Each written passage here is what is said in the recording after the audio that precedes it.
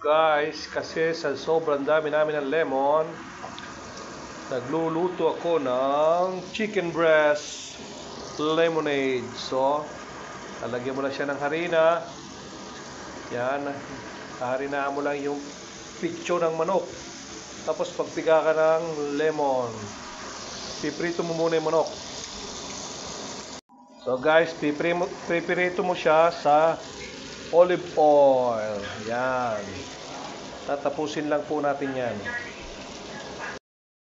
So guys, yan ating second batch.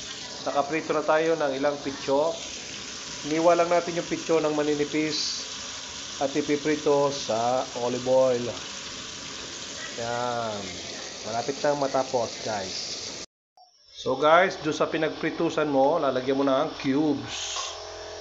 Yan. Tutunawin mo lang siya. So guys, tutunawin lang natin yung ating vegetable cube. Okay. Yan. Doon sa pinagpritusan natin, olive oil naman yan. Hindi kita. Lagyan natin ng ilaw. Yan. Then, ilagay natin yung manok na pinirito. At pagkatapos nyan, ilagay mo ang juice ng lemon. Teka, inisi ko lang ha. So guys, yan. Ilalagyan lang natin siya ng konting pamintang durog. Yan.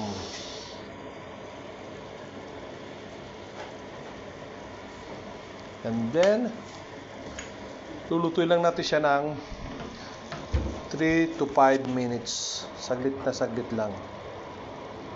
Siya nga pala guys, babalik-balik na din yan, syempre. Yan. Para lalapot yan. Mahirap magluto ng isang kamay habang nagbibideo yung isang kamay. Yun, babalik na din nyo lang yung chicken.